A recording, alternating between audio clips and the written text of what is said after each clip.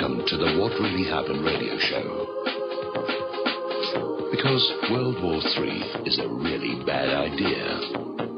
Here is your host, Michael Rivero. And aloha, America. Welcome to our show today. It's Tuesday, March 22nd, 2016. We're getting into the week here. We have got so much to talk about today. Horrible tragedy over in Brussels, the campaigns, ceasefire violations around the world. The phone lines are open, 877-300-7645, 877-300-7645. Tom is in our control room today, hand hovering over the telephone, ready to answer the phone when you call on in. Obviously, the big news of the day, multiple explosions in Brussels, at Zaventem and Mielbeek. The current death count is something like 36, 37, and still going up. Hundreds wounded, major blasts. 2 explosions at the airport and another one apparently at the metro station. And Belgium has now raised its terrorism threat to the highest level, which makes sense. And they're trying to link this into the fact that Salah Abdeslam, the main fugitive from the Paris attacks, was arrested in Brussels. Nobody's really sure. Somebody claiming to be ISIS is apparently taking credit for it. And even though they don't have the identities of the suspects, they somehow knew what houses to raid to find an ISIS flag. And it's already beginning to smell funny here, because they're reporting that one of the terrorists was found with a Kalashnikov rifle. Now, how does somebody get, with all the terror going on, get into an airport terminal carrying a rifle? Now, there's already been one discovered hoax so far. Apparently, a video that went out on social media purporting to show the Zaventem airport explosion was actually from a bomb that went off at the Domodedovo airport in Russia back in 2011. So, we're already seeing attempts to keep the confusion going as high as possible. And guess who ran security at the Belgium airport? ICTS, and if that sounds like a familiar name, it should. Those were the same people who ran security at the airports used by the 9/11 patsies, the shoe bomber, and the crotch bomber. And after a terrible record like that, why are they still such a successful company? And by the way, lest we forget, after France, it was the Belgian Parliament that was next in line to recognize the state of Palestine. I'm sure it's just a coincidence. But I don't mean to make light of what those people are going through, because when I was working in Europe back in 1985, and I was flipping back and forth between Milan and Munich on a weekly basis, and I went through the Vienna airport just hours after that twin bombing in Vienna and Rome, and they didn't have another terminal that we could use, so they marched us off the plane, and there was blood and everything there. It was ugly. So these poor people in Brussels, regardless of who actually did the bombing, I have a tremendous amount of sympathy for them and understanding. We're going to take a phone call here. Dustin in New Jersey. Aloha. Welcome to the show. What's on your mind? Yeah, hi, Mike. Yeah, this twin bombing, it's a 50-50 chance it was either a false flag or an actual incident, because doesn't this throw a hole in the whole Open Society Foundation that George Soros is running? Yeah, it does raise that question. We've got all these open borders. We've been warned for months that ISIS terrorists are using these open borders to come into these countries. And so if we take the official government story at face value, it proves open borders increase the danger to our countries. Donald Trump is right. This terror attack proves, and I want to get this point in, it also proves that all of this NSA warrantless surveillance on law-abiding people does not stop acts of terror. It is an incredible waste of money, along with being a violation of the Fourth Amendment. It didn't work, did it? We've got dead bodies all over Brussels proving the NSA's mass spying does not stop acts of terror. Yep, this shows Donald Trump has been right, and this throws a monkey wrench in the whole Open Society Foundation, which means that Donald Trump isn't the Arizona primary tonight? And Utah. So Donald Trump has won because all the news is showing what's going on in Brussels. Donald Trump says close the borders. Why is Germany and Belgium still got their borders open.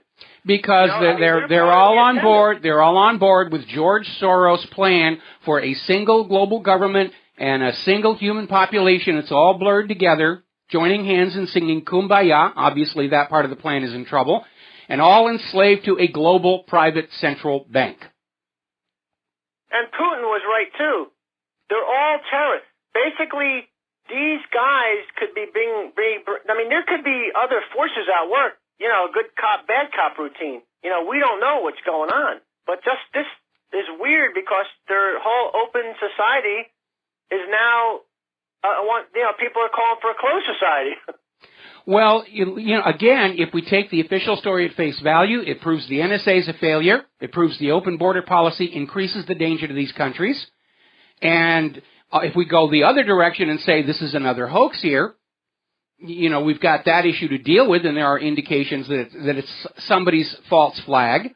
But again, if we take the official government story at face value, we need to go back to those emails that were released as part of the Benghazi investigation that proved the U.S. armed, trained, and supported ISIS and Al-Qaeda. So have they created this Frankenstein's monster that was originally supposed to obediently only go after the people the U.S. wants? Is it now lurching across the European countryside, committing these acts of terror? Or are they still working for the U.S. government for whatever policy is in play? Which means they should be getting on their knees thanking Russia for trying to halt these groups of people. Now, this is the group of people John McCain called the young folks. We're going to arm the young folks. Well, that's these guys. Well, again, most of those people showing up in Europe, were not families. They weren't mothers, fathers, and children. They were young men of military age. And I'm just waiting for that. We're going to see this flurry of people saying, well, yes, it was a horrible terror attack in Brussels, but really it's got nothing to do with the open borders immigration policy. They're going to be scrambling on this one. But this Brussels terror attack proved Donald Trump is right. If we want safety and security in this country, we have to control our borders. That's just common sense. That's why you have borders. And isn't it Claude Van Damme came out and says, Belgium is a hellhole. Well, Donald Trump actually made that observation back in January, and he said that place is ripe for a terror attack. And at the time, the corporate media, was mocking him because of his anti-immigration stance. Oh, you're just overstated. And today, boom, airport and metro station. And France too. France has had it, and Belgium is gone too. They're gone. Those places are gone. Hate to tell people, but they're gone. Well, France is talking about a Frexit from the European Union. I'll bet you Belgium is going to be thinking about it good and hard right now. All right, thanks a lot, Mike. All right, God bless these people whose family, the family. Our hearts go out to them. It's a terrible, terrible thing, and again, I still get nightmares from what I saw back in 1985. So I deeply feel for what these people are going through. Now then, apparently Nigel Farage came out with a very similar comment saying that the Brussels attack proved Britain is safer outside the European Union with protected borders because they're dealing with a huge surge of these refugees flowing across Europe and into Great Britain. We've heard about all the riots at Calais trying to get into the Channel Tunnel. David Cameron is out there screaming, how can you say that? The terror attacks have got nothing to do with the Brexit. But apparently bookmakers in Great Britain are shortening the odds on the Brexit. It's looking more and more likely. Meanwhile, amazingly enough, Ted Cruz came out and blamed Donald Trump for the Brussels attack because he's not tough enough on terror and he wants to be friends with Russia and China. And see, this is all Donald Trump's fault.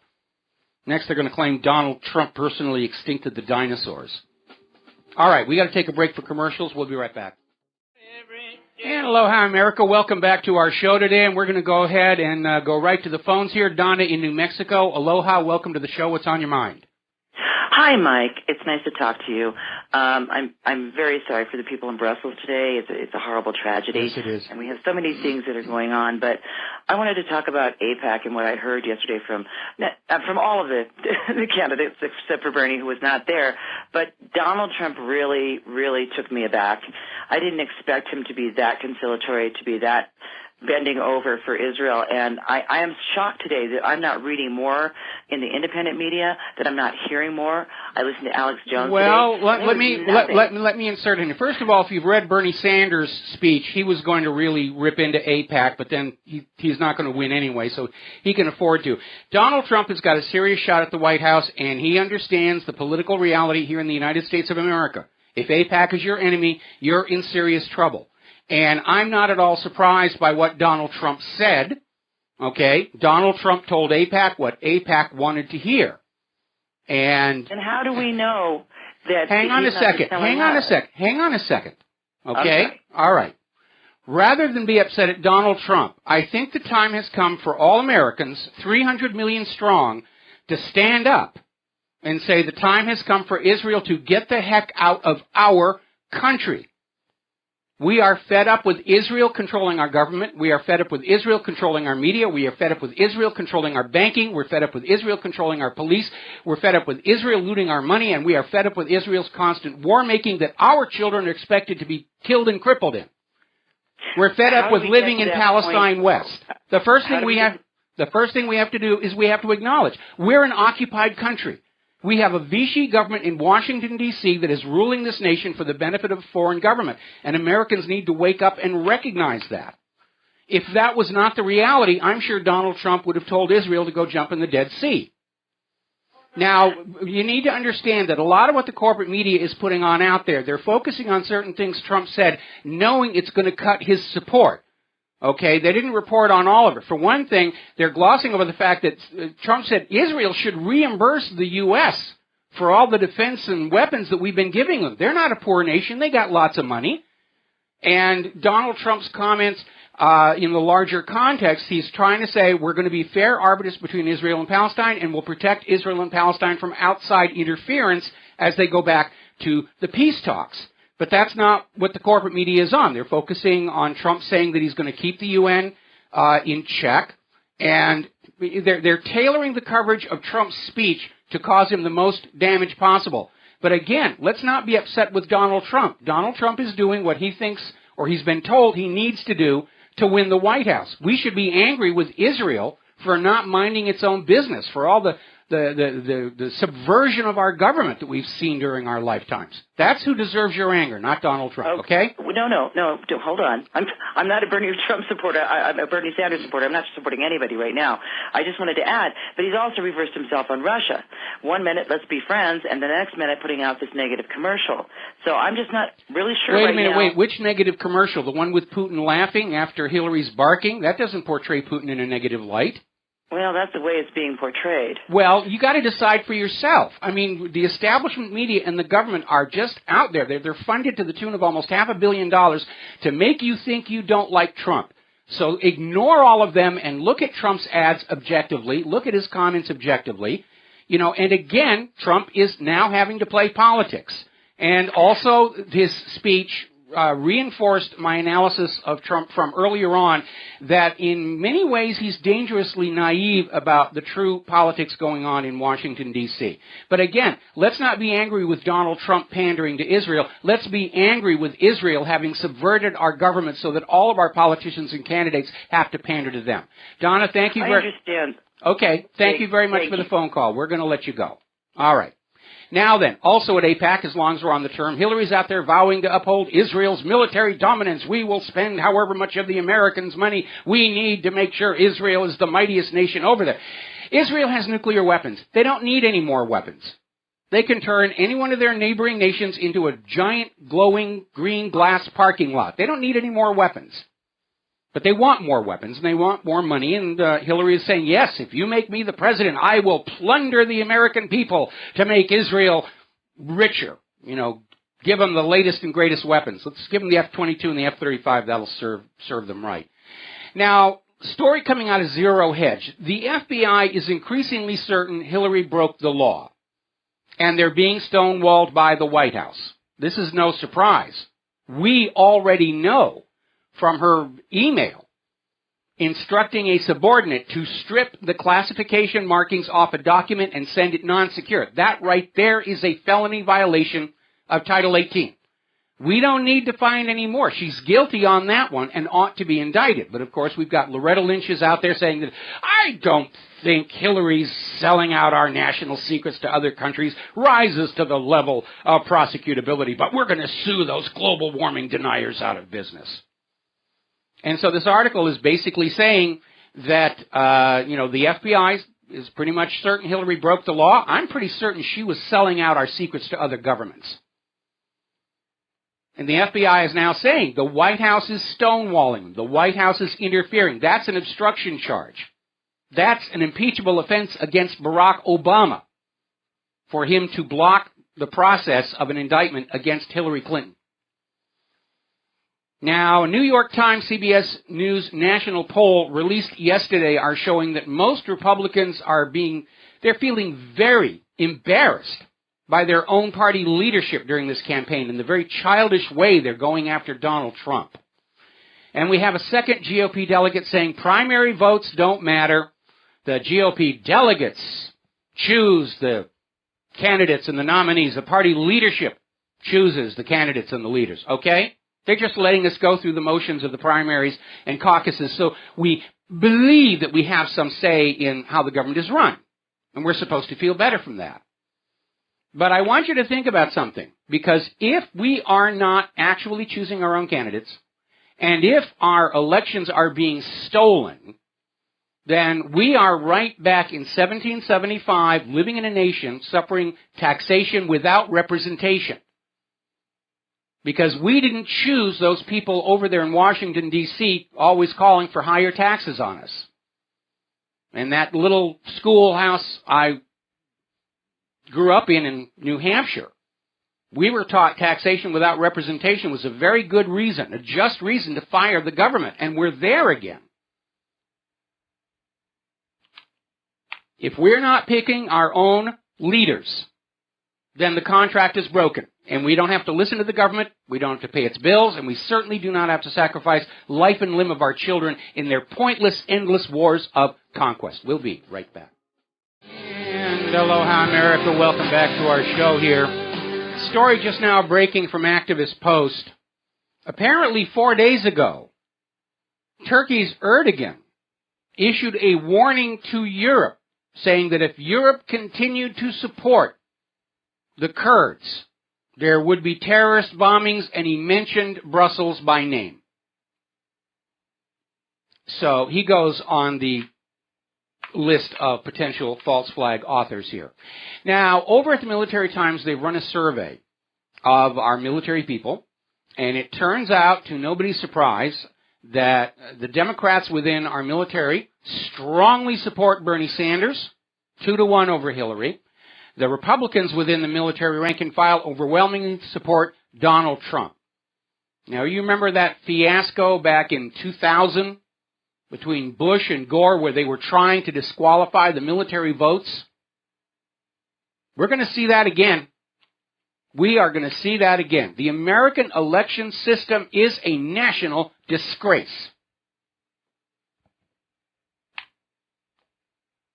And if a government cannot prove beyond all doubt that the elections by which they claim authority over the nation are honest, fair, accurate, verifiable, then we the people are neither legally nor morally obligated to obey that government, to pay its bills, or sacrifice the lives of our children in its wars of conquest.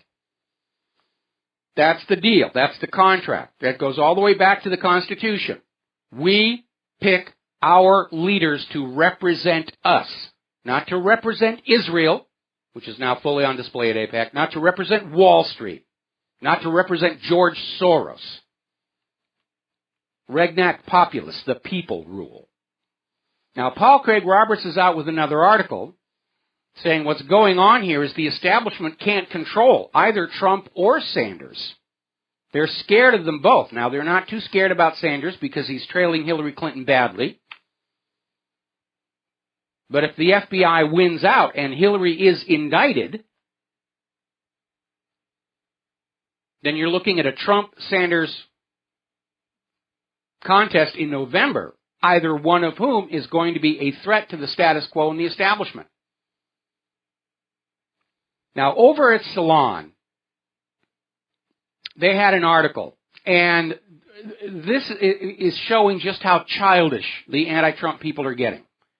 So over at Salon, they had an article, who are these idiot Donald Trump supporters? Trump loves the poorly educated, and they love him right back. And basically, it's a smear attack, trying to say that if you like Donald Trump, you're obviously white, unemployed, you drink beer, you've got no education, you're stupid, and if you don't want to be seen as stupid and uneducated, then you'd better start, getting with the program and support the establishment candidates. And it's pathetic and a little desperate and a little too obvious to ever be effective. Now, here's an article over in Zero Hedge. As you know, the attack ads are going on back and forth. Trump's first ad against Hillary Clinton was effective. It went viral. It's the one with Hillary Clinton barking and Putin laughing at her. Hillary came back with a retort, which was duller.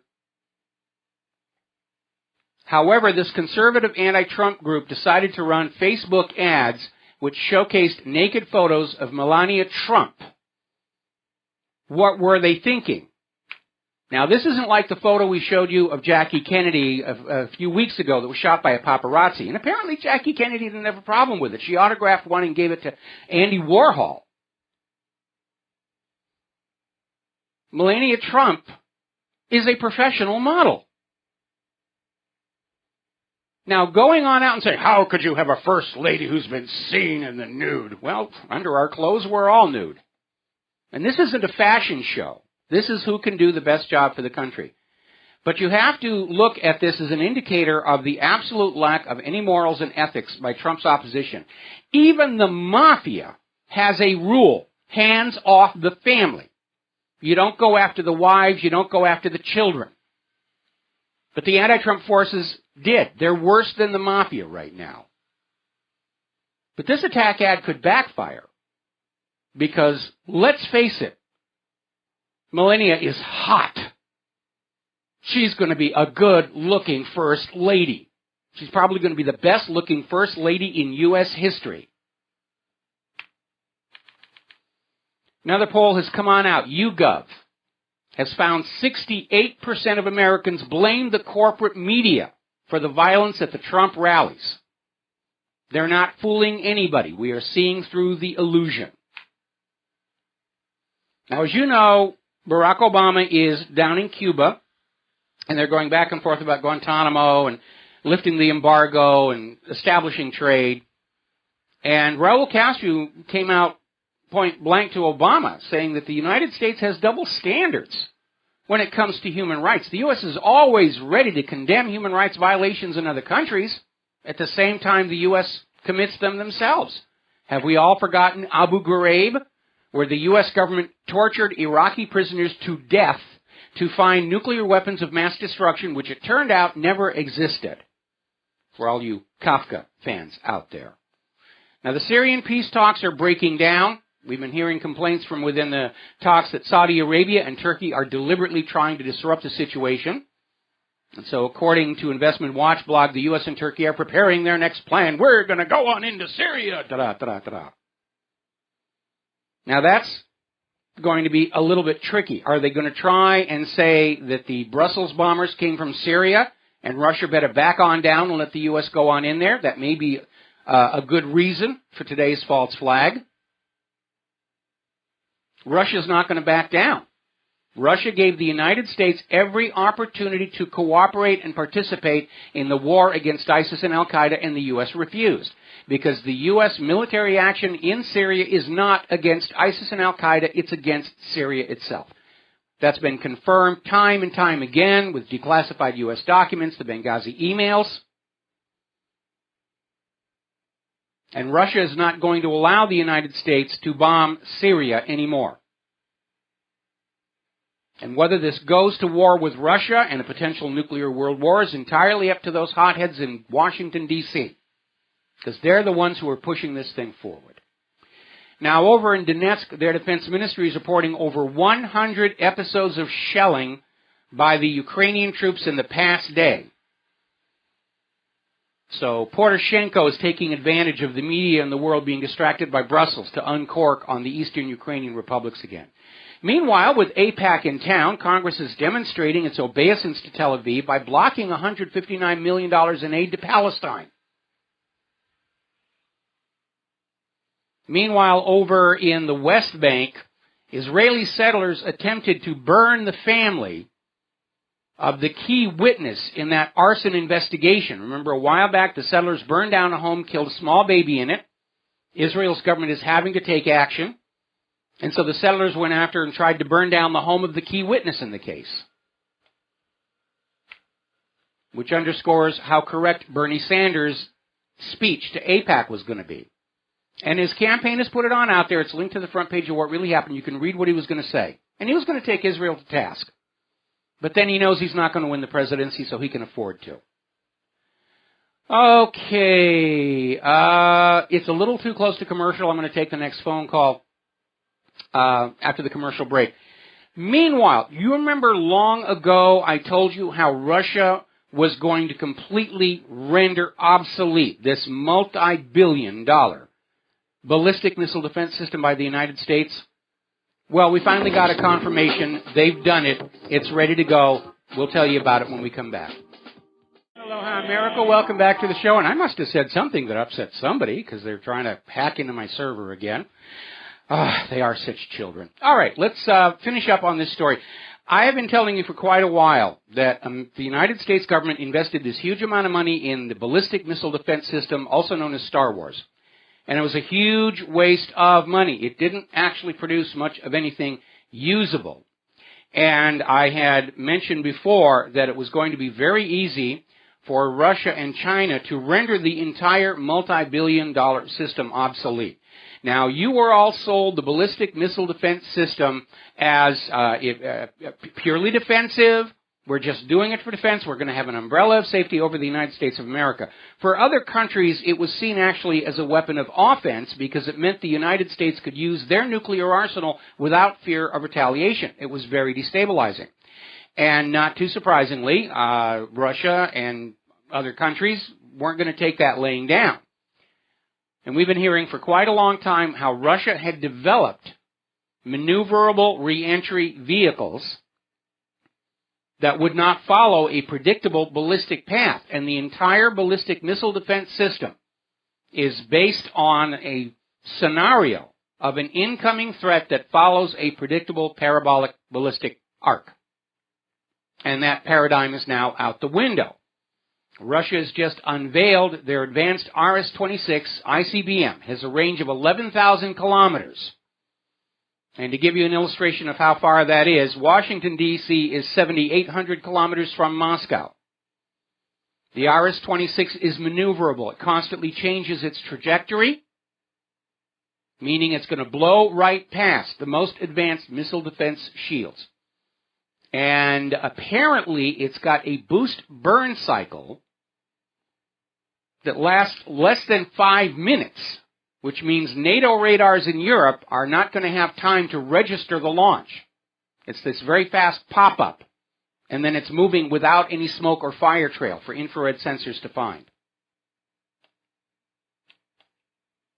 So, huge amount of money wasted on the ballistic missile defense system.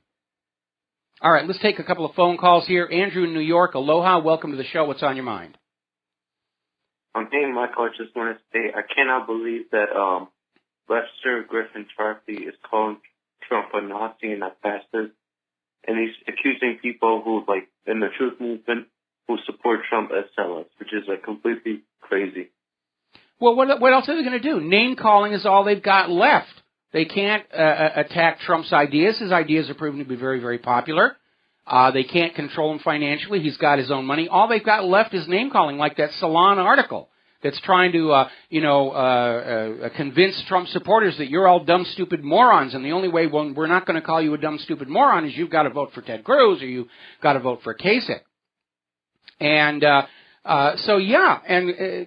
truth isn't a factor here anymore. They're going to go on saying whatever they want to say, even if it's a blatant lie.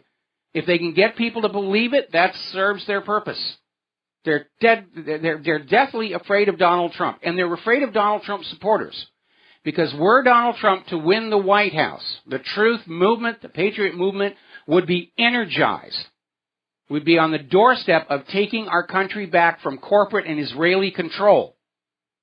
And that is a consummation devoutly to be wished. I just want to say about the immigration. It's kind of like kind of weird how all these people support Israel and Jewish leaders who want open immigration like George Soros, but yet they never want Israel to have open immigration, and plus Israel has. Yeah, isn't that kind of funny? Israel never took in any of those Syrian refugees. Didn't let a single one in there. You know, Israel wants to maintain their racial purity, and we're going to have the strong borders, and we're building walls around Palestine because we have to stay pure. But the rest of you just interbreed like crazy. That's your role in life.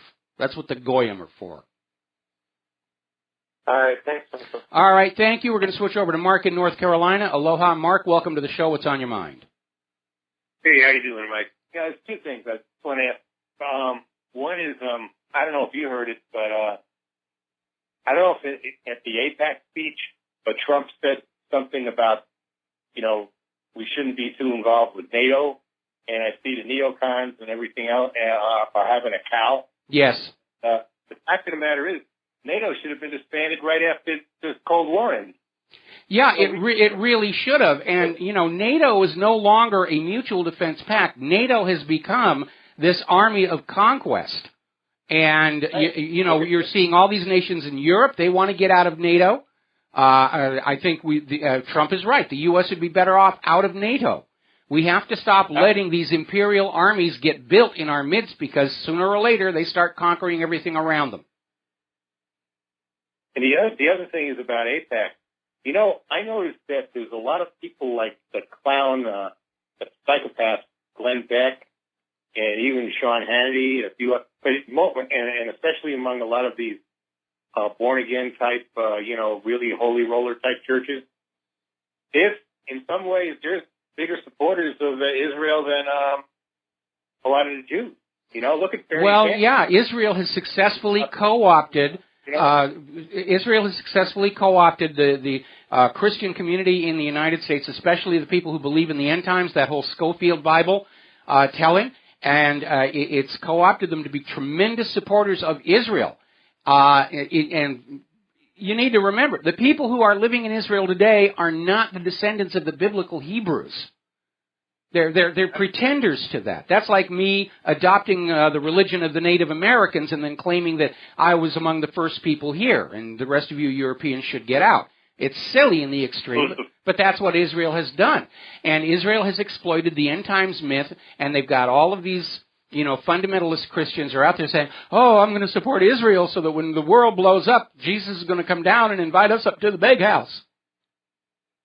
As a matter of fact, I got on Facebook the other day, I think she probably unfriended me for this. I put something about Putin, something good about Putin, that he's doing good things for the world and great things for Syria and all. And she comes back to me and says, well, the Bible says that Russia is going to turn again. The word Russia is not in the Bible.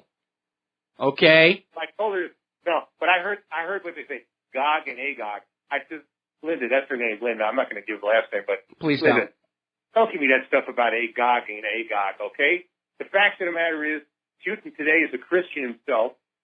They're very much part of the Eastern Orthodox Church. The cross has replaced the hammer and sickle. It's just the neocons trying to start with them, and don't go with these holy rollers. What they tell you. She gave me some website or something. But that's the problem. All these holy rollers, they think. Oh, I'm being flooded with all this Bible banger nonsense.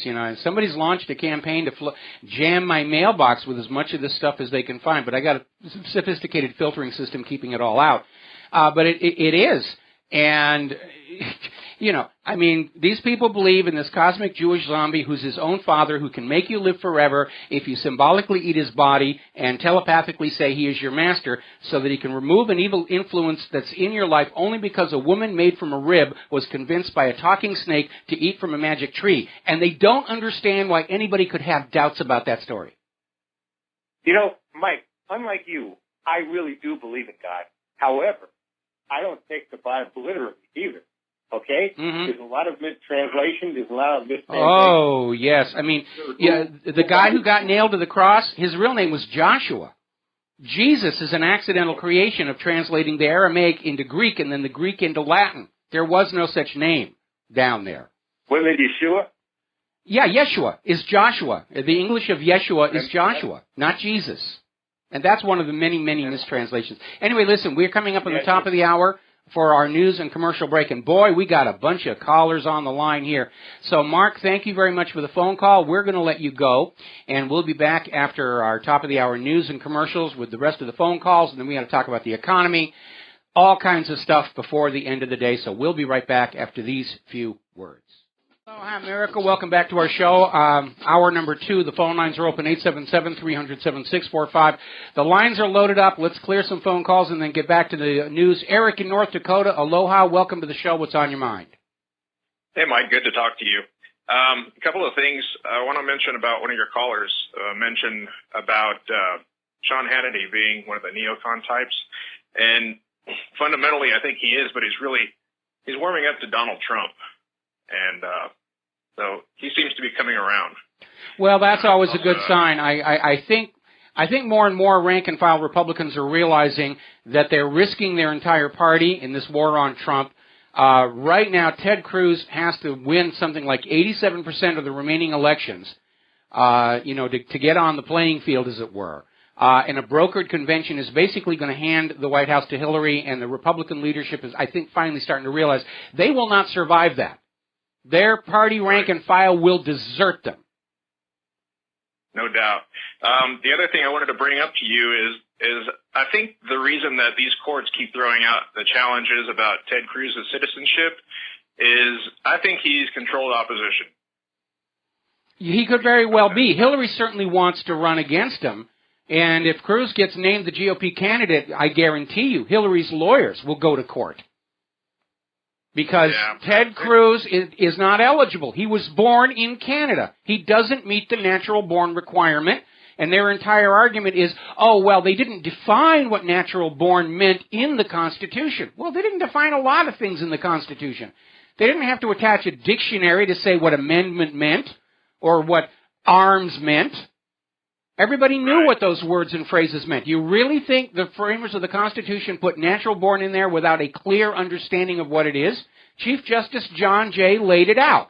The military of the United States of America should never be under the control of somebody not born inside this country. Correct. And I guarantee... Even if he was... eligible to be president, I wouldn't vote for him because he's a shill for Monsanto and the Federal Reserve, obviously, since he missed that vote, among other things. Okay. Anything else? My opinion. All right. That's it. All right, thanks Mike. a lot. We're going to switch over to Wayne in Pennsylvania. Aloha, Wayne. Welcome to the show. What's on your mind? Hi, Mike. Thanks for taking the call. One thing about Mr. Trump, if he does make it into the White House, you think he'll have anything to say or do anything about the chemtrails and or the ARP system? All right, thank you very much. All right, we're going to switch over here. Glenn in Pennsylvania. I'm sorry I hit the wrong button. Please call back in. We're going to go to Roseanne in North Carolina. Aloha, welcome to the show. What's on your mind? Hi, Mike. I think you were talking earlier to Mark from North Carolina. You had mentioned that there's faith in Israel. Are they the Khazarian Jews? There's a book, a guy by the name of Alfred Toffler wrote a book, The 13th Tribe, and what he basically laid out is that the Ashkenazi Jews, which are the Jews in Russia and Europe, are not descended from the biblical Hebrews. See, in 800 A.D., there was a kingdom about where the Caucasus Mountains are now, where Russian Georgia is now, called Khazaria. And they found themselves stuck between the Christians to the north and the Muslims to the south. They didn't want to have war made on them. They didn't want to be converted, but they wanted to trade with both sides. And they decided the only way they could do that is they were going to declare Judaism the state religion of Khazaria. So they imported a bunch of rabbis from down in Palestine, and they just said, we are now all Jews. And by 3 generations later, everybody living in Khazaria believed they were the descendants of the biblical Hebrews. And then Khazaria fell, and these descendants of the converted Jews migrated northward into Russia and westward into Europe, and that's where the Ashkenazi come from. But there's very little Hebrew DNA in them. It was brought in by the rabbis, but genetic tests confirm they are predominantly Central Asian people. That is excellent information. Thank you. All right, thank you. And we're going to switch to Blake in Pennsylvania. Aloha. Welcome to the show. What's on your mind? Hi, Mike. If you're talking to me, this is Glenn from Pennsylvania. Okay. I'm glad you called back in. I don't know why it says Blake here, but that must be the mutant hamster acting up again. I'm sorry I disconnected you before. I was flicking buttons all over the place, and I hit the wrong one. What's on your mind? Busy day. Actually, I called about Webb Tarpley, but I wanted to make a point about what I heard on the news at the top of the hour. Kasich rebuking Obama for not hopping on his jet to fly home in the wake of this Belgium attack. I disagree with Kasich on that. We always talk about the U.S. minding its own business and not trying to be the ruler of the world. Well, if Obama's on a state visit, he's conducting activities, he made a statement, he's got people, at the State Department and the alphabet soup agencies to whom he can delegate the initial investigations of all this. And I see no need for him to hop right on his plane and to cut off a state visit. I absolutely agree with you. And besides, Air Force One is equipped to keep the president in communication with the government at all times. He doesn't need to come back to Washington, D.C. The attacks didn't happen inside the United States of America. If it happened in the U.S., okay. Yeah, but it happened in Brussels, and it's not really our business to investigate it. But everybody is leaping on this thing to attack Barack Obama. John McCain was just on the We Hate Donald Trump network screaming that this is all because Brussels is all because Obama didn't have the courage to declare war on all these, basically on the rest of the planet. John McCain's just drooling, wanting to turn this into another excuse for war. Here's your rifle, John. Here's your parachute. Have fun. Of course, John needs to grandstand right now. He's in a tough fight to hang on to his seat in Arizona. The people of Arizona have finally had enough with John McCain. Right, exactly. Time to give up on the zombie. About the Webb Tarpley. Webb Tarpley is a very erudite guy. Yes, he is. Thrown away for two hours on Saturdays. He's exceedingly erudite with regard to history and geopolitics and that sort of thing, but I don't agree with his political and economic stances. He's claims to be an American system guy of the FDR ilk. He practically worships at the feet of FDR. But he never met a tax he didn't like. He has long advocated the abolition of the Republican Party and the dividing of the Democratic Party to create a nouveau, two-party system. He's very big on entitlement culture and, social safety nets, unions, high wages, and all that sort of thing. Not necessarily, I'd like to see America have more industry and more production and stuff. But he is really, he does name call an awful lot. If he disagrees with you, he will do vehement, petulant name calling. And he could actually say things that would be edifying to his stance, but instead he just devolves. So this is great. He could prospectively see the demolishment of the Republican Party. He would love that. Well, I would like to see the destruction of both of the current existing parties and going back to a multi-party system, which is what this nation started with. Okay? Right. Thank you. All right, we're going to let you go and switch over to Steve in Florida. Aloha. Welcome to the show. What's on your mind? Hello, Mike. One little thing, you gave the explanation about the Jews, the Ashkenazis, and so forth. But I think, and I'm not sure, maybe you can correct me, but I think part of that, the reason for converting to Judaism is because both Christianity and Islam, usury was against both of their religions. So that's why they converted to Judaism, because they could. That's a very interesting insight, and you're absolutely correct. Back when this was all going on, in 800 AD. Yeah, I thought it was an important part, Mike. Yeah, it is. It's a very good, it had not occurred to me, but you're absolutely right. Back in 800 AD, the Christian church forbade usury right alongside Islam. And Judaism was the only religion that said, yeah, you can charge interest on money and, enslave people with debt. You got it, baby. But that's not what I called, Mike. All right, well, I'm going to have to put you on hold because we got to take another break for commercials, and we'll be back with your call after these few words. Aloha, America. Welcome back to our show here. And before we get back to the phone lines here, Glenn Beck's apparently out there ranting and raving and drooling, saying that any Christians who vote for Trump are not listening to their God. Glenn Beck is convinced that God wants somebody else to be the GOP nominee. It's the will of God, or at least the voices he's hearing in his head. And I guess he presumes Ted Cruz, who's a very religious man. He comes from a church which still to this very day teaches Earth is only 6,000 years old. And Ted Cruz's supporters are out there saying he's been anointed to be President of the United States of America. Oh, then why did God have him born in Canada? Doesn't make any sense at all. All right, let's see. We're going to go back to Steve in Florida. Steve, you had something else you wanted to talk about. Yeah, the main thing that I wanted to talk about, well, I was just see if I could make a quick suggestion. Maybe cut the bump music off because some people call in, they got some great points. That would give us more time. But anyway, back to what I was wanting to talk about is, and correct me if I'm wrong about it, is the immigrants. I've been trying to figure out, there's no jobs in Europe. Okay, so then what do? They ship in hundreds of thousands of additional people, but they're all Muslim, right? So I don't think it's to blur cultural lines. I think it's to get the indigenous people, or Germans or whatever. That's too many people to take in at one time, even if they were in good times.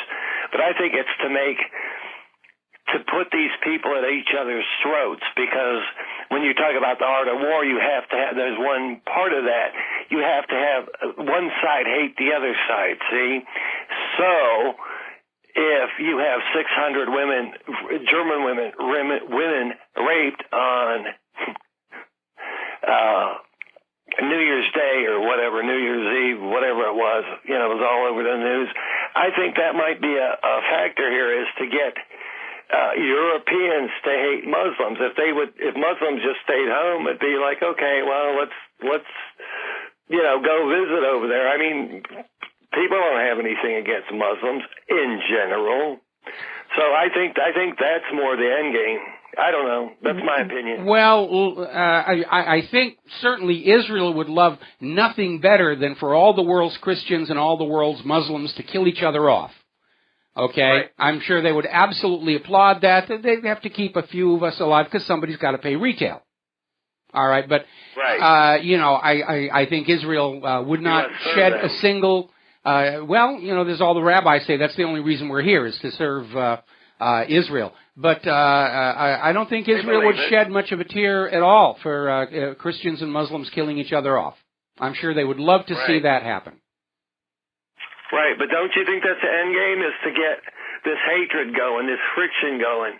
Because if the Muslims just stayed in, say, Syria or wherever, who does that bother? Nobody. But well, you raise an interesting point. You raise an interesting possibility, and now, fortunately, so far, and this argues against your theory, which I'm not ready to reject out of hand.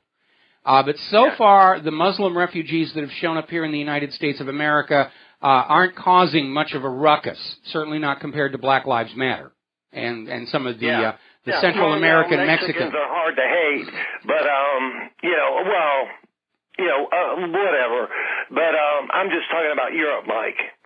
Okay, well, but again, we're seeing the phenomenon in Europe and the United States of America. So if we're seeing a different phenomenon, again, it's a possibility. I'm not going to reject it. And again, these things seldom happen for just one reason. So there may be a couple of overlapping agendas. Anyway, listen, I'm going to let you go. Thank you for the phone call. We're going to switch. Oh, darn it, I hit the wrong button again. Mo in Florida, please call back. I got to make this window bigger. I keep hitting the wrong button. There. Now I have big buttons. That'll keep me out of trouble. I apologize for cutting you off here. All righty. Now let's talk about the economy a little bit.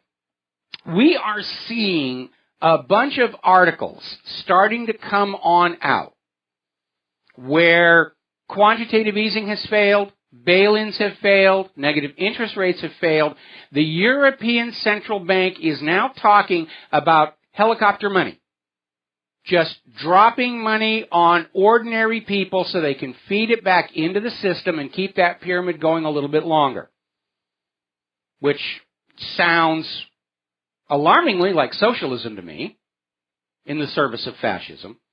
But they're talking about just giving away money to the whole population. Now, if they had actually done that back in 2008, we wouldn't be in this mess. Back in 2008, when the mortgage-backed security fraud collapsed, instead of taking trillions of dollars from the people and giving it to the banks to prop them up, if they had gone and taken that money from the banks who caused that crash through criminal fraud and returned it to the people, nobody would have missed a mortgage payment. There wouldn't have been a real estate crisis. Nobody would have missed a credit card payment. There wouldn't have been a credit crisis. We would have all been going on down to the shopping malls and buying new products, hopefully American-made. There wouldn't have been a retail crisis. Everything the government and Wall Street did in 2008 was exactly the wrong thing to do. And now here we are all these years later, and they're realizing it didn't work. Just giving themselves money doesn't help the economy. And they're talking about directly handing out cash to the people, which sounds like a really good deal, except it increases our dependency on the central banks. The other question I have is, are they really giving us that money, or is it simply another loan? They're forcing us to borrow and increase our debt slavery. Now, free money sounds like a great idea. I could certainly use some around here. But in the end, the real solution is to end this model of private central banks, which create more debt than money to pay the debt, and go back to a government-issued, value-based money. That's the only real solution. Everything else is a Band-Aid. And it's not stopping the bleeding. All right, now we're going to go to Mo in Florida. This time I hit the right button. Mo, I apologize for that. What's on your mind today? Thank you, Michael. Thank you so much for taking my call. I have a technical question first, and then I have a question, if you can indulge me. Okay. First of all, if I want to email you, do I have to join Microsoft Hotmail or whatever? Well, you have to have an email account of some kind. I have a Gmail. All right, Gmail will work. Yeah, you can send me email through the Gmail account. Every time I try it, asks me for Microsoft whatever. Are you on a Windows 10 machine? No, Windows 8. Well, this is more Microsoft skullduggery, but you should be able to just go to the Gmail website and do your emails from there without it asking for an account. What's your email? WRH@WhatReallyHappened.com. There's a button at the top of the main page saying email me, and if you click it, it should bring up whatever your mail client is. It brings up... Oh, okay. We got to take another break for commercials here. All right, Mo, I'm going to put you on hold. We're going to come back to you right after these few words. And aloha, America. Welcome back to the show. And a couple of things. First of all, to the person who commented about our bump music, that's constrained by our system where we have a delay system, and it has to resynchronize, and that happens during the bump music. So we really can't trim it back any more than it already is. Second, I've been chastised, and justly so, by some of the listeners. The 13th Tribe was written by Arthur Koestler, is the author's correct name. I misspoke on that. And we just posted a link to a free PDF of that work, along with another documentary about this, about the true origins of the Ashkenazi Jews, who are the majority population down in Israel. All right, so we're going to go back here to Mo in Florida. Aloha, you had something else you wanted to add. Yeah, forget the Microsoft thing. I'll figure that out, how to get to you, whatever. And I want to donate, too, because you're doing a wonderful job, Michael. But, thank you. My question to you is this. Why do we need to talk about anything else but Building 7? Building 7 is the key to the whole thing because it was pre-planned. Who pre-planned it? The terrorists had no access to those buildings. We know who had control. Bush family had the security control, and we know the whole thing. So why do we talk about? My question to you is this: because everybody trusts you for the truth because you're a truth teller. You tell truth to power. Why do we talk about anything else but Building 7? Building 7 is the key to everything. Oh, absolutely. And, out here in the real world, pretty much everybody is, in agreement. Something's funny with the official story. We all agree on that. The way Building 7 came down, it's a very obvious controlled demolition. There's no explanation for it. The first official report on 9/11 didn't even mention Building 7. They wanted you to forget it happened at all. I think Flight 93 was supposed to crash into Building number 7 to justify its collapse. And if you go back to the Nodé Brothers documentary on 9/11, they have a clip of the firefighters being informed a third plane is on its way to New York. But I think the flight crew of Flight 93 regained control of the aircraft. And at that point, it had to be shot down because the facts on board the airplane didn't match the official narrative. And that's why all those people were killed. Now, as far as Building 7 is concerned, yeah, it's very obviously a controlled demolition. But there are indications in the other two buildings we shouldn't forget, like the very obvious signs of demolition cutter charges on those load-bearing members. No, totally agreed. The inner core, those steel columns, there's no way those floors could have collapsed. And if they collapsed, the inner core columns would have, those huge steel columns would have remained. So I agree with that. But nothing hit Building 7. Nothing That's right. hit it. And you have BBC reporting on its collapse 26 minutes before it actually happened. So did CNN, so did Fox News. They were following a script, and whoever had the button for Building 7 got off the timeline. So why do we talk about anything else? Why do we talk about anything else? That's my question to you. And I'll hang up and get your answer. Okay, well, basically, we're going to look at the sum total of all the indications that this was a false flag. And Building 7 is a key part of it. But there's also George Bush sitting at that school in Florida reading about pet goats. And the Secret Service doesn't move in to grab him. When Andy Card comes on in and says the second tower has been hit in New York, it's a terror attack. Look how fast the Secret Service moved to protect Reagan when the attempt was made on his life. Look at how fast the protective detail moved to protect Donald Trump from that guy hopping over the rail. And then look at how the Secret Service stood absolutely still when Andy Card told President George W. Bush at that school in Sarasota, Florida, there's a terror attack against our country. And Bush just sits there waiting for his time to make his speech. Nobody grabs him and puts him in that armored limousine to drive in a random direction to foil a possible inbound. And there was an airport only 4 miles away. They couldn't know there wasn't a plane inbound unless they knew ahead of time what the targets were going to be. And that's the only way they could know George Bush wasn't a target. And from the way they didn't act to protect him, clearly they knew ahead of time what was going on. All right, let's go ahead and grab Keith in Montana. Keith, welcome back to the show. What's on your mind? Well, Michael, hello to you and Claire. First of all, I wanted to quote you, where you oftenly say, how many countries does the U.S. have to bomb before it's a world war? Yes. Okay, so this leads to immigration that's caused through fast and furious gun running, the banks that have laundered billions in cartel monies, arms from Fast and Furious found at El Chapo's man cave, the thousands of deaths, if not more, caused in Mexico from those armed cartels, as well as the U.S. Border Patrol killed. Then we have the World War II scenes of the war refugees that line the highways of Germany, Russia, Czech Republic, Italy, France, as well as the shells of bombed-out cities. They could all be compared to Iraq, as well as Afghanistan, Libya, Yemen, Somalia, Lebanon, Turkey, and others, as well as those fleeing the Ukraine into Russia, all courtesy of the U.S. Empire and NATO. Refugees and immigration are all war refugees as a primary cause. And so whenever I talk to people like that, I say, where was your voice as they complain now about the immigrants from Mexico? Where was your voice when the U.S. started bombing 7 countries without no declaration of war? Where your tax dollars destroyed those cities, caused those refugees, italics, But the point is, though, is how many countries does the U.S. have to bomb before it's a world war? And this is the direct cause of a war. Of course it is. The U.S. is the aggressor in this latest rush toward a big mistake. There's no question about it. And that's why, ultimately, I think the United States is going to lose this war because of what Sun Tzu wrote about it, along with the fact that the United States has exhausted its military stockpiles. It doesn't have the money, manufacturing, manpower, or moral authority for a war. It's going to lose.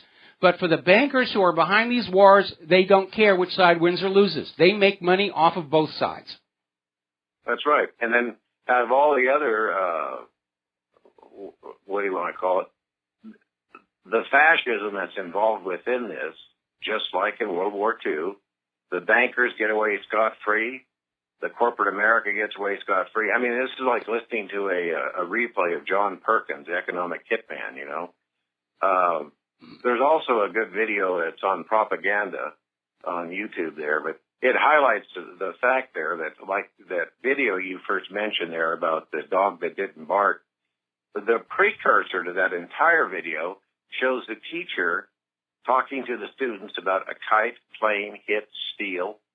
And this was all being drilled into those kids at that school at the same time that Secret Service ran up to Bush and had mentioned that. And I had never seen that before, where the teacher was directing those students over and over in this word association. Interesting. Could you send me the URL for that? Sure, I will. All right. Anyway, Michael, I appreciate everything you're doing. All right. Well, thank you very much, and thank you for the information and the support. We're going to let you go here. Get on back to some news here. We're talking about the economy. European Central Bank now talking about just handing out cash to ordinary people so that they've got it to go to the stores and buy things and try and get the economy going again. Something they should have done back in 2008. Another article coming out of Investment Watch blog. The European Central Bank's whatever it takes stance has failed. All this instant money being poured all over the banks has not increased lending. Nobody wants to borrow if they don't know they can pay it back. Except, of course, for governments who always assume that they'll just make you pay it back. But ordinary people like you and I, we're trying to pay our debts down. We don't want to borrow more money. We don't want loans. We want jobs. That's what we want. And the banks have been taking this money from the ECB, and they've actually increased their derivatives exposure. And now they're in a panic. Deutsche Bank is looking at a cut on its rating by Moody's. And they're looking at the edge of a default. Now, they're trying to unload their derivatives. They've already unloaded something like $1 trillion worth onto American banks who are, because of recent changes to the law, are going to dump the losses on you, the American taxpayer. Because under fascism, the poor are always made to pay for everything. We'll be right back.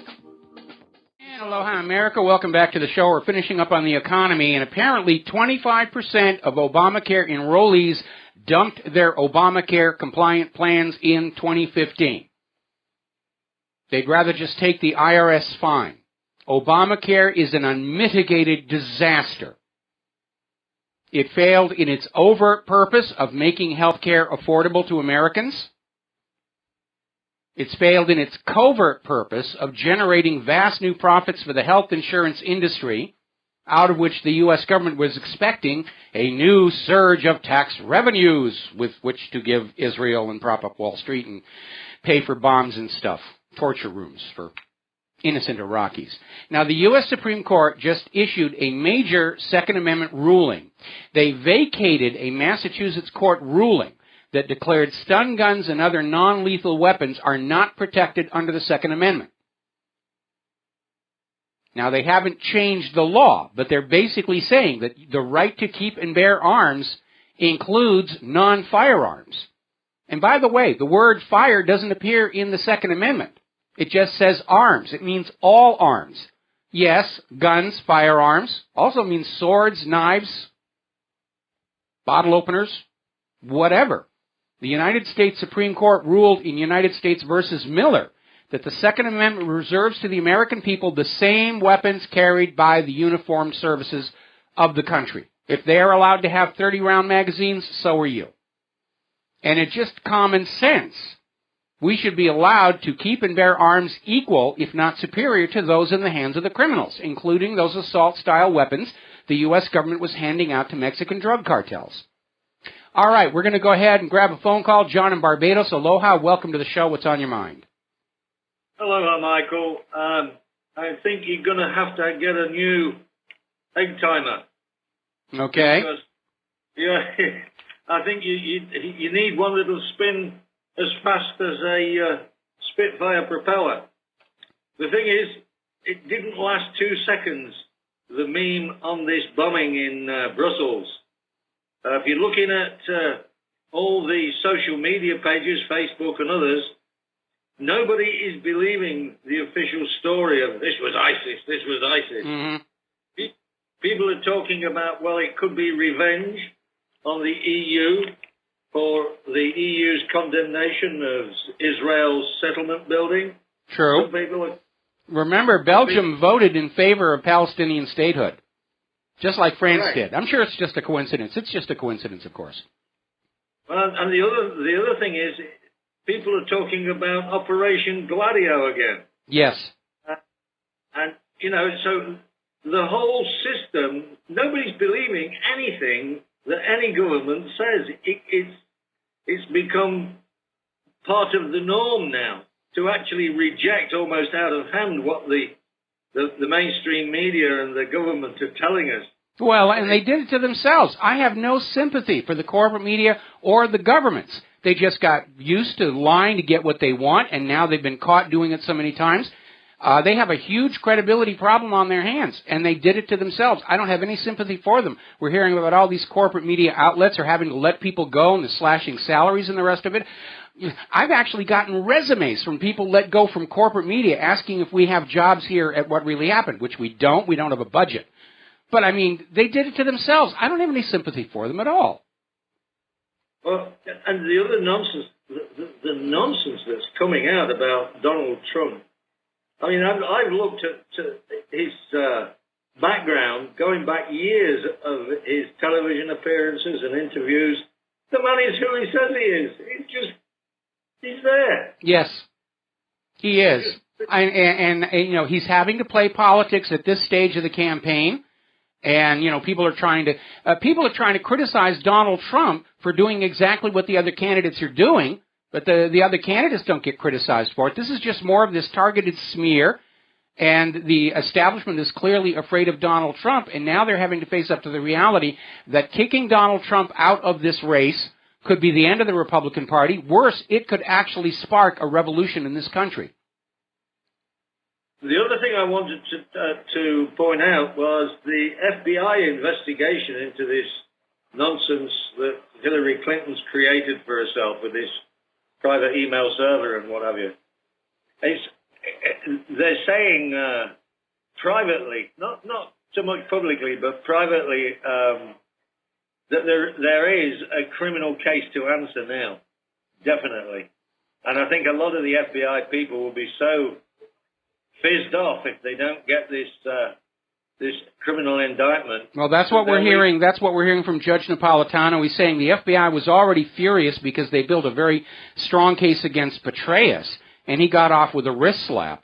And apparently there is a tremendous amount of anger within the rank-and-file FBI. They know what Hillary did. I mean, that one email where she told her subordinate, strip the classification headings off the document, send non-secure, that right there is a violation of Title 18. It's a felony violation. They could move on that one. And we've already got Attorney General Loretta Lynch saying, well, you know, I don't care what the FBI says. It's up to me. And, you know, us girls are going to stick together. And, Hillary, I've got your back. So on to the White House with you. And I'm sure Loretta Lynch is expecting to be reconfirmed as Attorney General under President Hillary or some other quid pro quo. But it's displaying to the world and to the American people that people in high positions in our society are immune from the law.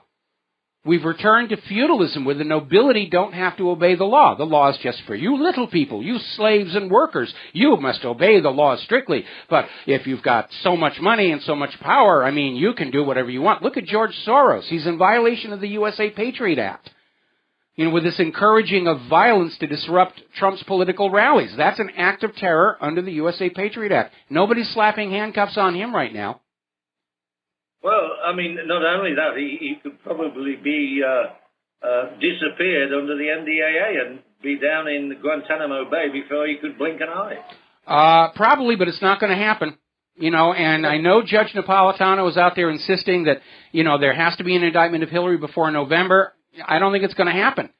Because if I am correct, and Hillary was selling U.S. secrets to foreign governments through her weak email server, and collecting and laundering the payments through her charitable foundation, that's a scandal that the entire government is going to work to keep hidden because it could bring down the entire government. It's a great secret. Like the truth behind John F. Kennedy, like the truth behind 9/11, the secrets that can never, ever be let out. Hillary's worst enemies are going to be working to keep that secret under wraps because they'll lose their own jobs in the ensuing mess if it comes out. Anyway, John, I need to let you go. We're coming up on the top of the hour here, and we've got other callers I want to get to. Katie in Massachusetts, aloha. Welcome to the show. What's on your mind? Hi, Michael. How are you? Fine. Michael, I wanted to ask you, I listen to alternative media. That's all I listen to. I never watch any mainstream media, but all I get out of the alternative media is a lot of doom and gloom. And what I wanted to ask you is, realistically, if we get Hillary Clinton or anybody other than Donald Trump, what will happen to America? I mean, will it go into this full-blown communism where, you know, people will go to jail, get arrested, all that stuff? I mean, what's going to happen to America if we don't get Donald Trump? I think we're headed definitely into a dictatorship and a new world war. And if Hillary becomes president, there's going to be a lot of people who are going to have to leave the United States, Claire and I among them, because if you remember when Bill Clinton became president, in the first 6 months of his term in office, all of the people who helped him get in there started dying under strange circumstances. Huge surge in the dead bodies list. Bill Clinton was cleaning house, and Hillary will do exactly the same. Can I ask you this question, Michael? Real quick. My family and I are Middle Eastern. We're from Egypt. And do you think that Hillary will make a war against Egypt? No, not as long as El-Sisi is in, because he's doing what Israel and the U.S. tells him to do. Oh, okay. Okay? All right. Okay. Well, thank you so much for taking my call, Michael. All right. We're going to switch to Mike in Brazil. Mike, we're almost out of time. What's on your mind? I was just going to talk about this Brussels bombing. This really stinks because, first of all, how does anybody enter an airport, especially in Belgium, with a Kalashnikov and a suicide vest? Secondly, did you see the damage? Suicide vest, I'm sorry, but does not cause that particular damage that I saw. Yeah, that was a lot more damage. I think it was something in the luggage. Yeah, but again, as John in Barbados was saying, nobody's buying this out on social media. We all know it's another false flag. And the burden of proof is on the government to prove otherwise. We have to let you go. Gladio 2.0. Yeah, it certainly is. Mike, got to let you go. Got to take a break for news and commercials, and we'll be right back. Hi, America. Welcome back to our show here. And let me grab my little phone line out here again. Make sure we don't have any callers. Hour number 3. The phone lines are open, 877-300-7645. Getting on back to the news. Now, we were talking about how the Supreme Court has issued a major ruling on the Second Amendment. They vacated a decision by the Massachusetts courts that said stun guns and pepper spray and other non-lethal devices are not protected by the Second Amendment. And the Supreme Court rightly said, an arm is an arm is an arm. The Second Amendment is not restricted to firearms. Any arms at all. Guns, knives, swords, pepper spray, tasers, beanbag guns, whatever. They're all protected by the Second Amendment. Now, we're seeing a story here that came out of Ex Republic TV. Australia's gun buyback program created a violent firearms black market. When you take guns away from the citizens, guns become a profitable item for smugglers. And the criminals still get the guns, and they'll just rob as many people as it takes to get the money to buy the gun that they want. Why should the U.S. do the same? Now, here in the United States of America, there have been gun buyback programs, and they're all declared to be tremendous successes until you look at the details. And what you find is these gun buyback programs are spending tax dollars to buy guns that don't even work, guns that are not used by criminals but the law-abiding, guns that in many cases have been stolen from third parties just to get the cash or groceries or whatever from the buyback program. The real criminals are not going to sell their guns to the buyback program. They may steal somebody else's guns and sell them, but they don't work, and crime goes up. Now, story coming out of Bloomberg. New York Fed had major lapse in theft, Bangladesh says, and they're talking about this recent incident where somebody hacked into the banking system and tried to transfer $101 million in transactions. And they were trying to steal nearly $1 billion last month. And Bangladesh and the New York Fed are putting additional security, but they're saying there was a major lapse that allowed this to happen. Now, this cyber heist, together with this morning's attacks in Belgium, demonstrate once and for all that this vast warrantless surveillance program operated at heavy taxpayer cost by the United States government does not find and catch real terrorists and criminals. They don't. By the way, you know, the ransomware writers who are just all over the web, it's an epidemic, and the government doesn't care. The FBI's official recommendation, if you get hit by the ransomware, just go and pay it. They can't do a thing about it. They're admitting they can't find the real criminals and terrorists, but by golly, they're going to peek into your computer and steal naked pictures of your significant other or of you to blackmail you with.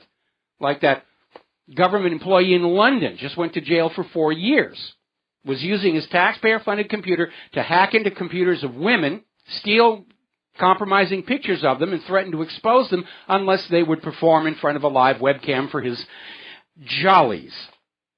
And that's why we need to oppose this warrantless surveillance. We cannot trust people in the government to behave themselves. They never have, and they never will. Now, a story coming out of Tech Dirt. Before we even know the details about what happened in Brussels, politicians are already blaming encryption. See, it was encryption. They have no idea what happened. But the encryption haters, they're using this as an excuse. The terrorists are going to use encryption. Actually, as it turns out, the French police report on the Paris attack shows they didn't use any encryption at all. They didn't. They used what are called burner phones, which are these short-term, use-once, throw-away, disposable cell phones. And they bought a whole bunch of them just a day before the attacks, and they just used them in the clear, no encryption. They weren't using the Internet. They weren't using text messaging. They weren't using email because they know it's monitored, and that's why they were invisible. So all of this NSA surveillance on our text messages and our emails and our web browsing habits, it doesn't do anything. It's completely useless and a waste of taxpayer dollars, along with being a violation of the Fourth Amendment. Now, there's been an interesting development in the Apple case. The Justice Department yesterday convinced a federal court to cancel today's hearing on whether Apple should be forced to help the FBI break into the device. Now, the government lawyers are saying they found another way to access the cell phone and they don't need to push the issue any longer. Personally, I think the government just blinked because this Apple versus the FBI story has turned into a public relations nightmare for the government. The public is on the side of Apple. The public is on the side of the Fourth Amendment. The public is on the side of the privacy. The public is on the side of the federal government minding its own gosh darn business. And the government is in a bit of a corner. Remember, this iPhone was not a personal iPhone of the patsies. It was an employer-provided iPhone for business purposes.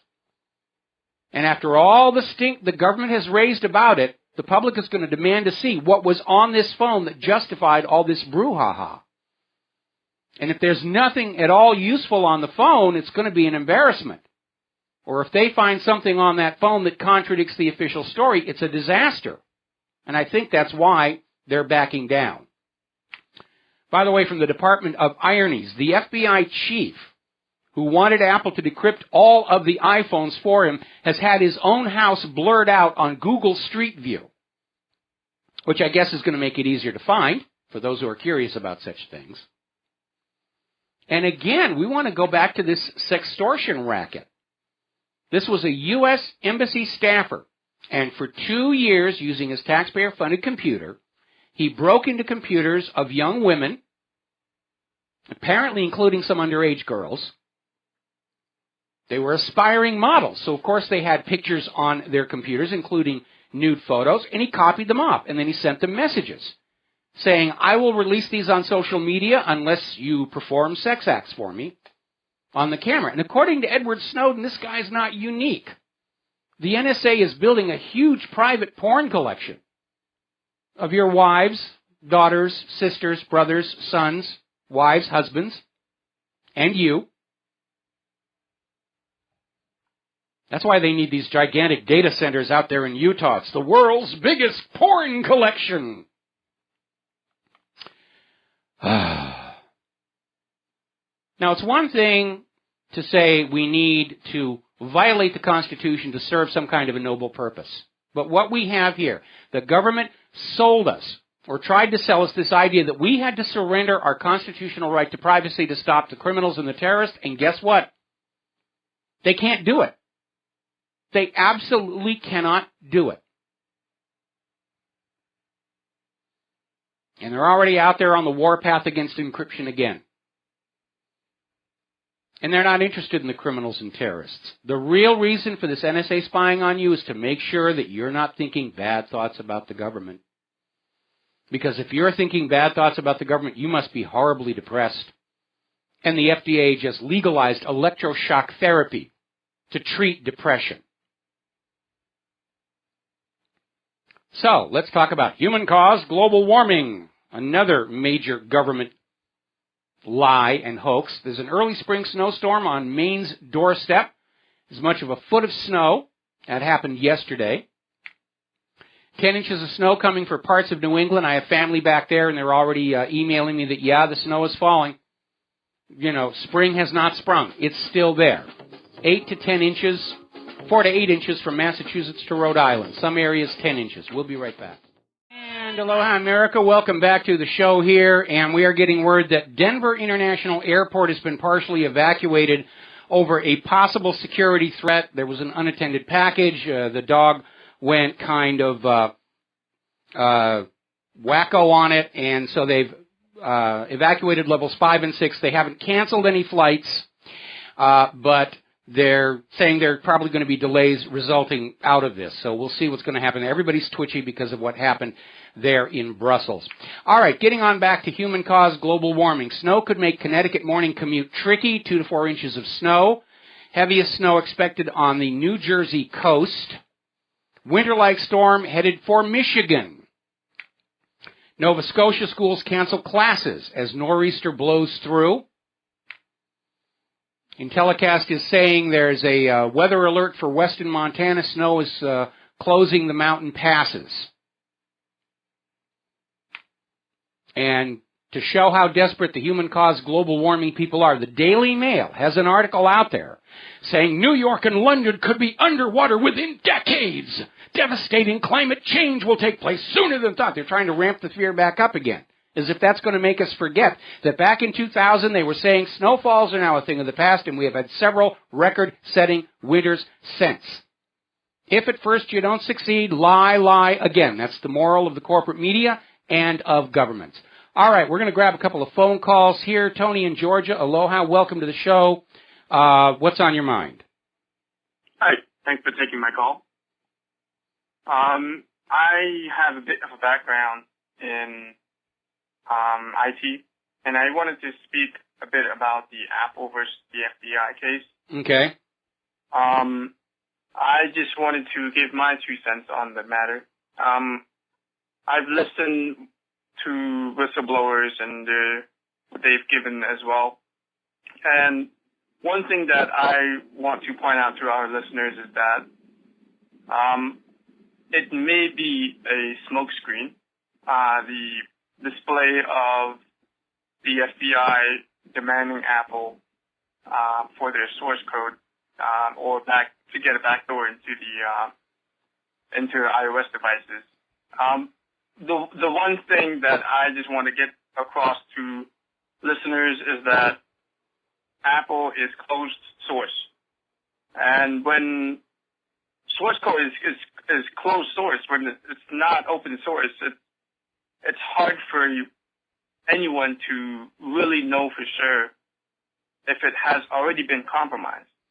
Over the past, maybe there is already backdoors, and the FBI or NSA or whomever already has access, and the news that are portraying they're demanding access to it. Maybe that's just for show to condition the public that maybe they're trying to condition us in some way. I'm not too sure. Well, you may be on point there, because I've speculated before that maybe the reason all of this NSA spying was made public was to scare us into silence, because the Nazis did the same thing to the German people, where they created this mythic stature for the Gestapo, that they saw everything, they heard everything, they could virtually read your minds, and it was done to keep the German people from speaking out about, the Nazis leading their nation off the edge of a cliff. But it doesn't seem to be working here today. People who've got secrets to keep can do it. We proved with our NSA code challenges at this website, it's very easy to write code systems the NSA cannot break. And as I mentioned before, it is clear that real criminals and terrorists can evade the NSA. What's going to happen is people are going to stop using these devices. And, the more that Microsoft tries to force Windows 10 on us, the more we're going to start going to Linux. We're going to go back to talking to each other. And again, they didn't even use encryption in Paris. We don't know if they used encryption in Brussels. They may not have used anything at all. They just said, let's go do whatever we're going to do, and they drove up in the van and went in and did it. And the whole point of this spying, I am really convinced, is to scare us into not talking with each other about what this government's been doing. And we can't allow ourselves to be scared into silence, because that was the mistake the German people made, and look what happened to their nation. Okay? Right. I do have a request. One day, could you, I often listen to James Corbett Report. Yes. If you can one day arrange maybe some sort of talk between you guys, I think that would be awesome. Yeah, James is amazing. We've had him on the show before, and I'll try and get him on back, okay? Thank you. All right, we're going to switch over here to Shannon in Texas. Aloha, welcome to the show. What's on your mind? Hey, Mike. I heard you talking about expatriation a while ago, and sometime I would like for you to expand upon that subject. I am personally thinking about expatriating if Hillary gets in, and I've also heard several other people talking about that, and I'd love for you to do a little segment sometime and talk about that a little more, what your thoughts are and stuff like that. I'm going to listen and see what you have to say about it. Okay, now, I kind of lost your trail of thought. Could you repeat that last part again? I'm just going to listen, and in case you got any more questions or comments for me. No, I meant before that. I was distracted. I was distracted. I need you to repeat that again.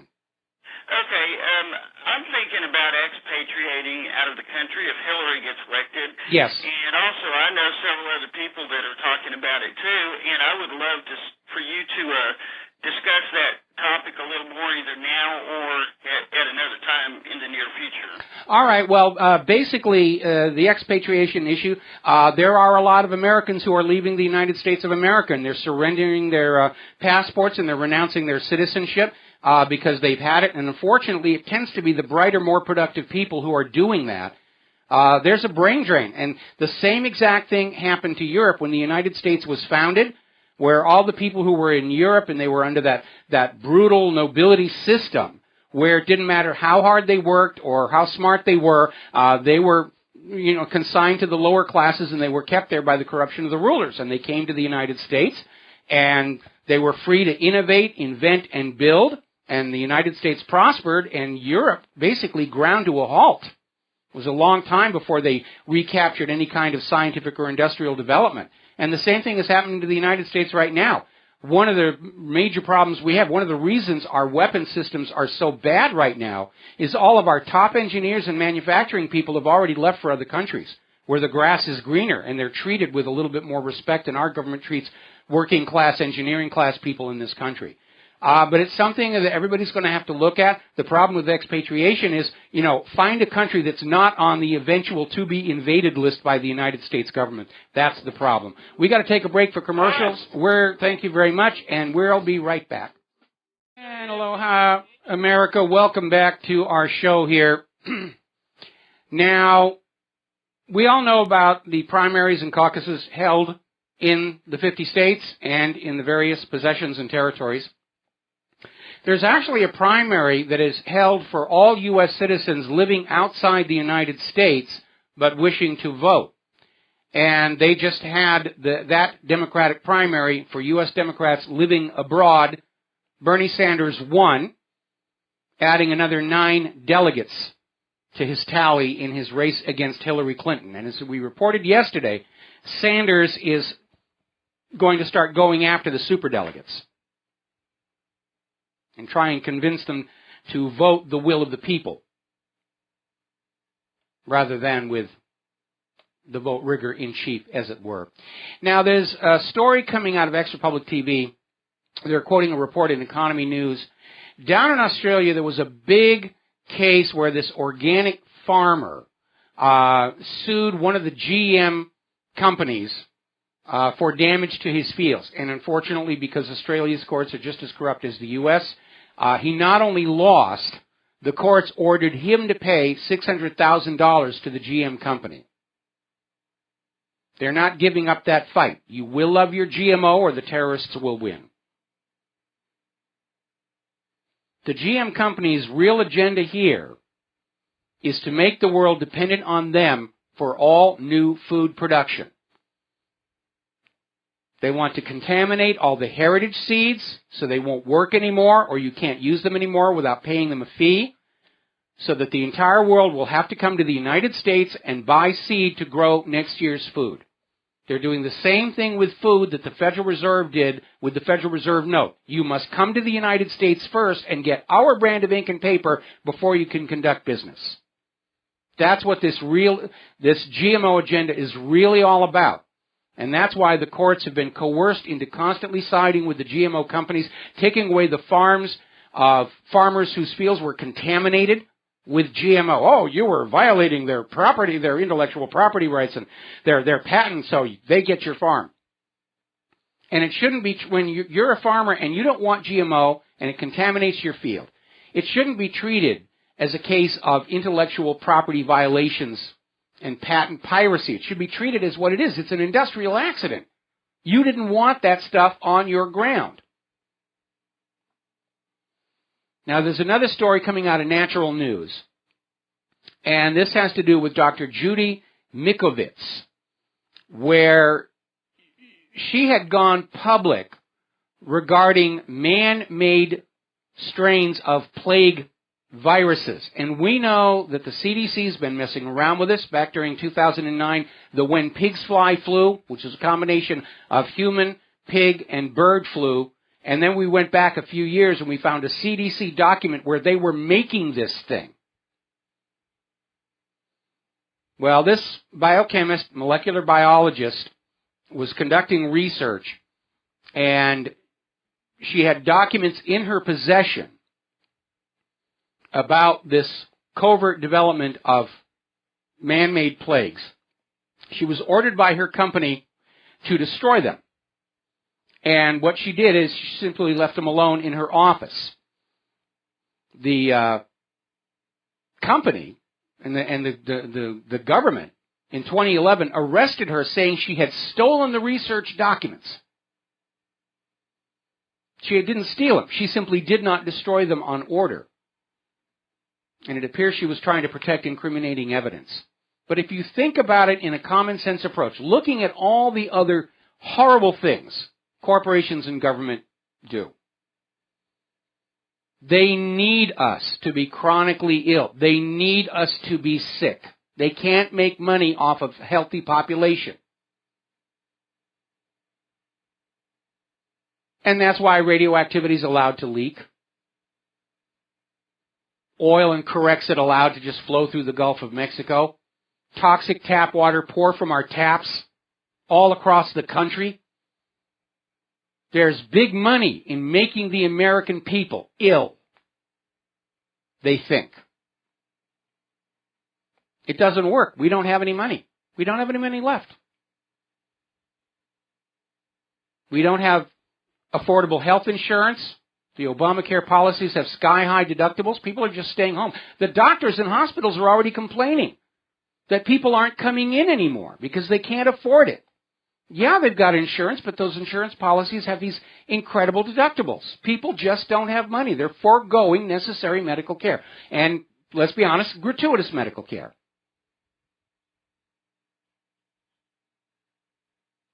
So,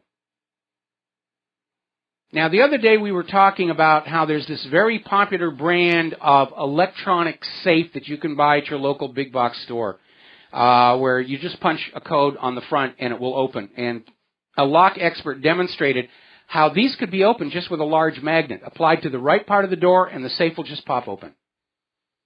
These safes are not really safe. They're selling you the illusion of security. I remember not too long ago when I ran a story about the TSA-approved locks and how easy they are to break.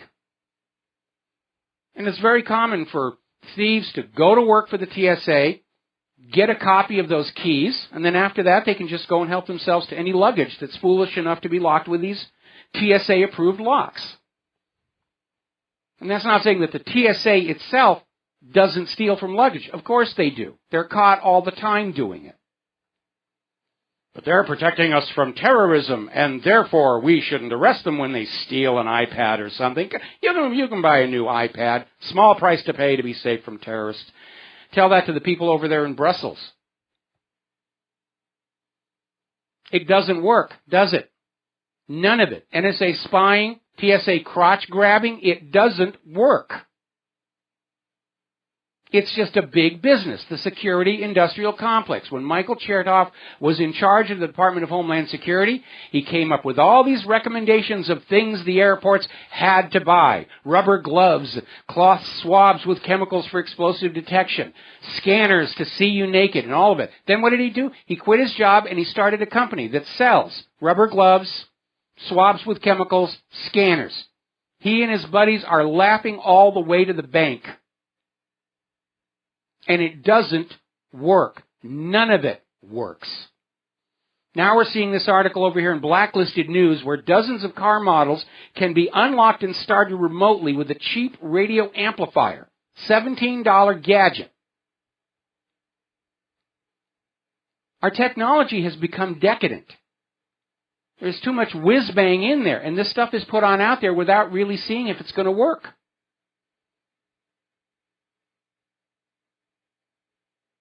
When I have to buy a new car, and it's going to have to be soon, because I'm driving a 15-year-old Honda, and it's doing well, I absolutely love it, I'll get another Honda. But I don't want electronic locking on it. I don't want computers. I don't want Bluetooth and Wi-Fi. I don't want to display digital whatever full of options I'm never going to look at. I want basic, reliable transportation. That's all I want. That's all I need. I get a lot of email from people about how they're having trouble with our streams and seeing it on their electronic devices. Our technology has become so complicated, ordinary level consumers are overwhelmed. I mean, for the technoids who live this stuff, it's their job. 8 hours a day, probably more than that. They eat, sleep, and breathe this stuff. It makes sense to them. But for ordinary citizens who just want a simple phone and to go on about their lives, it's become a real problem. Going to take a break for commercials. We'll be right back. Aloha, America. Welcome back to our program. Last segment of the program today here. Now, I've been checking into this situation over at the Denver International Airport. They did the evacuation and security alert almost an hour ago, and they're checking packages. So far, they have not found anything. May have been a false positive by the dog. The dogs are not anywhere near as reliable as the TSA and security like to make them out to be. Very often the dogs are responding to cues from the trainer rather than actual smells. So at this point, they're still being thorough and everybody's on edge because of Brussels, but it looks like so far they haven't found anything whatsoever. Now, Hillary Clinton is already out there trying to defend the open borders movement, saying closing the American borders is unrealistic.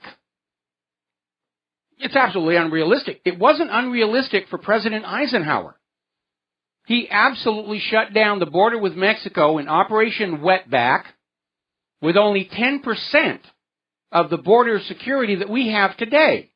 But our border security is all tied up with helping the illegal immigrants get free stuff. Now, as a little reminder, when Hillary Clinton was Secretary of State, her State Department once ordered the TSA to not screen Muslim Brotherhood coming into this country. Now, Muslim Brotherhood is linked to Al-Qaeda, and we know Al-Qaeda is doing bad things on behalf of their sponsors here in the United States of America. That came out in the Benghazi emails. So what was Hillary doing when she was telling the TSA not to crotch grope the Muslim Brotherhood?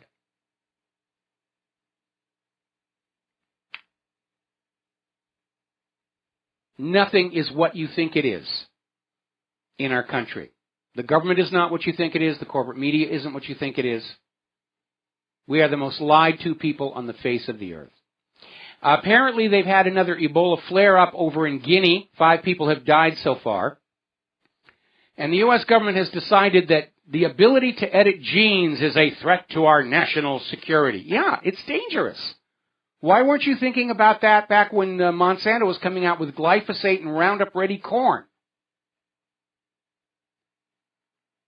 Article coming out of Tech Republic, more and more small companies are complaining about forced upgrades to Windows 10. Remember we had that email we got from somebody who works for a company that makes apps, and they have a room full of different computers running different operating systems so they can test what they're developing on all these different platforms.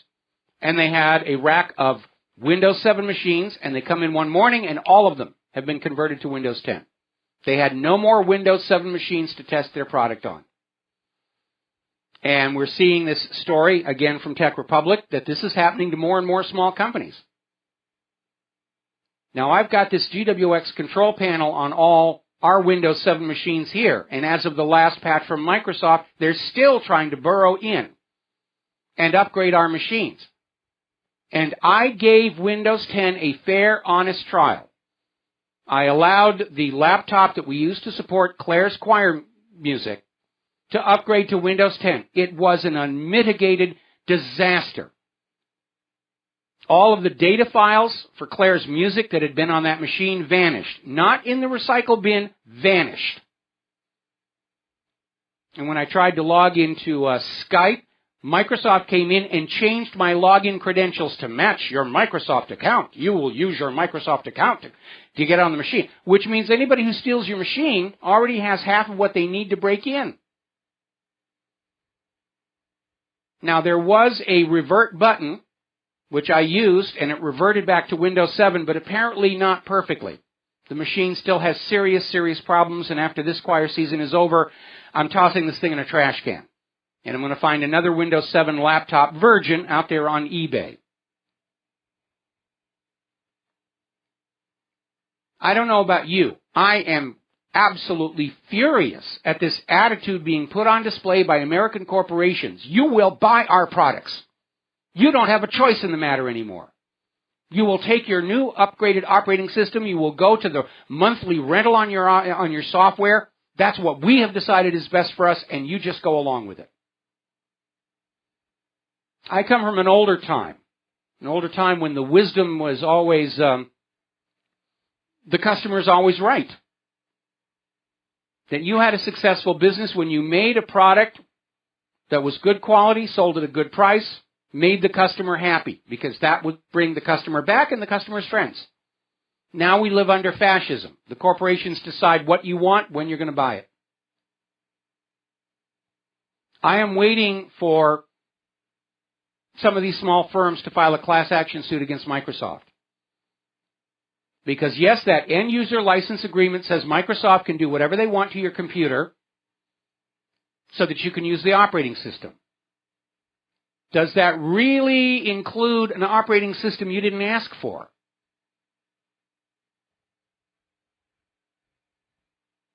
Anyway, Now, hackers have given up on cryptographic ransomware. It takes a long time to run, and too many of the security researchers are coming up with breaks for the encryption, so you can decrypt your computer without having to pay the ransom. They're doing a lot better than the FBI is on this matter. Now the hackers just lock up the device. It's much simpler and faster, and some major corporate media websites are serving up these ransomwares through their advertisers. It used to be a problem just for the independent media. Now it's the corporate media as well. Big names, New York Times, America Online got hit with this. So what do the French newspapers do? They're going to block readers from accessing their website if they're using an ad blocker. So what the French newspapers are telling their customers are, if you want to read our news, then you will have to accept the risk that your computer is going to be infected with malware from our advertisers, because that's what the advertisers are paying us to do. I'll tell you what's going to happen. People are going to stop reading those French newspapers. The French should take a look at what's happened to corporate media in this country. It's turned into an economic disaster. Clear Channel is running billions and billions of dollars in the red. It's being propped up only as long as they continue to spoon-feed corporate and government bovine excrement at us. Now here's a very good piece of news, sort of good, global research up in Canada. The International Criminal Court may charge Benjamin Netanyahu with war crimes. Palestine, despite heavy pressure from Israel and the United States, has taken a case to the International Criminal Court alleging war crimes by Benjamin Netanyahu. And the claims include water deprivation, to environmental damage, to torture of Palestinian prisoners.